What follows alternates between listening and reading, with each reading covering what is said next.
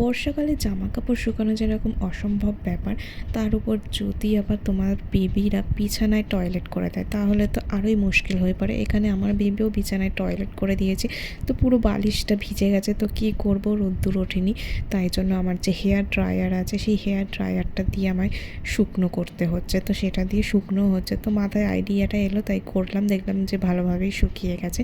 তো এখানে আমি রান্না করছি, দেখতে পাচ্ছি এখানে আমি শাক ভাজা করছি। আজকের আমার হাজব্যান্ড মিটিংয়ে চলে গেছে, তাই জন্য সকালবেলার রান্নাটা একটু বেলায় করতে হচ্ছে, বাট বেশি বেলাও হয়নি। এখানে আমি শাক ভাজা করছি, ওদিকে আমার ভাত কিন্তু হয়ে গেছে। এদিকে একদিকে শাক ভাজা করব, একদিকে করব আমার মেয়ের খাবার, ডিমের ঝোল করব।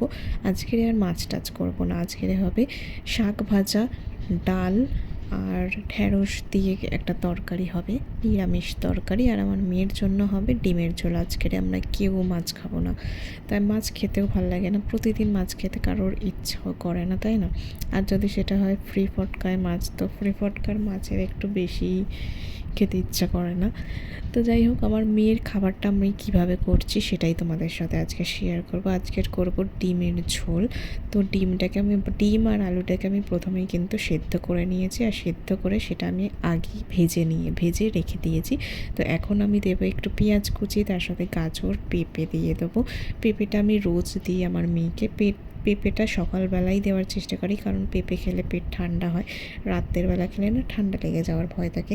তো এখানে আমি একটু রসুন, আদা, হলুদ গুঁড়ো দিয়ে দেবো, আর সামান্য একটু মশলা গুঁড়ো দিয়ে দেবো। তো তারপর জল ঢেলে দেবো, তারপর ভালোভাবে ওগুলো সেদ্ধ হয়ে গেলে আমি ডিম আর আলুটা দিয়ে দেবো। ওদিকে আমার শাক ভাজাও হয়ে গেছে, শাক ভেজে আমি রেখে দিয়েছি।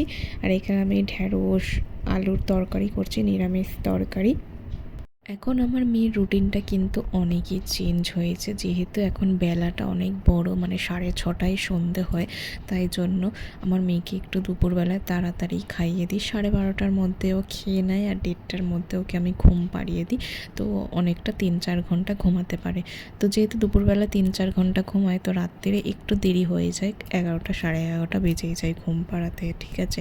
আর কিন্তু ওদিকে সকালবেলা ভোরবেলায়ও উঠে যায় 7:30, কখনো 7টা, কখনো 7:30 এরকম উঠেই যায়। তাই আমি চেষ্টা করি যে দুপুরবেলায় ও যেন তাড়াতাড়ি খেয়েটে ঘুমিয়ে নেয়, তোর ঘুমটা যাতে খুব ভালোভাবে কমপ্লিট হয়। আর ঘুম ভালোভাবে কমপ্লিট না হলেই কিন্তু দেখি বাচ্চারা বেশি খিটখিটে মেজাজি হয়ে যায়, সবসময় কান্নাকাটি করে। আমার মেয়ে তো ওরকম করে, তাই জন্য আমি ওর ঘুমটা সবসময় কমপ্লিট করার চেষ্টা করি।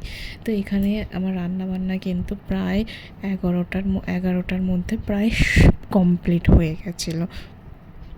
এখন আমার মেয়ের রুটিনের সাথে সাথে আমার রুটিনেরও পরিবর্তন হয়েছে। আগে যেখানে আমার দুপুরবেলায় খেতে অনেক দেরি হয়ে যেত, কিন্তু এখন যেহেতু আমি ওকে তাড়াতাড়ি খাইয়ে নিচ্ছি, তাই জন্য আমারও খাওয়ার রুটিনটা কিন্তু চেঞ্জ হয়ে গেছে। ওটাও কিন্তু আমি তাড়াতাড়ি খেয়ে নিতে পারছি, ঘুমাতে পারছি। তো হ্যাঁ, বলতে পারো একদিকে যখন বাচ্চা বড় হয় তখন কিন্তু রুটিনটা মায়েদের একটু পরিবর্তন হয়, যে আমারও পরিবর্তন হয়েছে। আর এখন দেখতে পাচ্ছি আমার পাউরুটি ছিল সকালবেলায়, পাউরুটি, তো এখন আমি খাচ্ছি চা আর পাউরুটি। আর একদম সকালবেলায় রুটি ছিল, বাসি রুটি, সেই দুটো রুটি খেয়েছিলাম। তো হঠাৎ করে খিদে পেয়ে গেছে, তো ভাবলাম পাউরুটি আছে যখন পাউরুটিটা খেয়েই নিই চায়ের সাথে। আর আমি যত ভাবি যে মেয়েকে রাত্রিরে তাড়াতাড়ি ঘুম পাড়াবো, কিন্তু সেটা না একদমই হয় না। যেহেতু মেয়ে দুপুরবেলা অনেকটাই ঘুমিয়ে পড়ছে, তাই জন্য কিন্তু রাত্রিবেলা একটু দেরি হয়েও যায়। তো ঠিক আছে,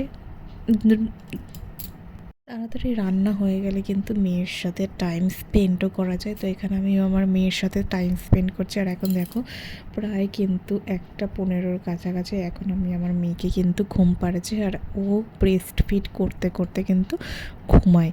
তো দুপুরবেলা ও ব্রেস্ট ফিড করতে করতেই ঘুমায়, কিন্তু রাত্রির বেলায় ওকে আমি ব্রেস্ট ফিড ছাড়াই ঘুম পাড়াই। তো ওকে ঘুম টুম পাড়িয়ে এসে এখন আমি খেতে বসেছি। তো আমার মেনুতে কি আছে দেখো, এটা হচ্ছে আলু উচ্ছে ভাতে, ওদিকে আলু ঢ্যাঁড়স ভাজা, শাক ভাজা, ডিম ভাজা, ডাল, ওদিকে ঢ্যাঁড়স আলু বিনস দিয়ে তরকারি। আজকের মতো ভিডিও আমি এখানেই শেষ করছি, আবার দেখাবে অন্য কোনো ভিডিওতে। টাটা।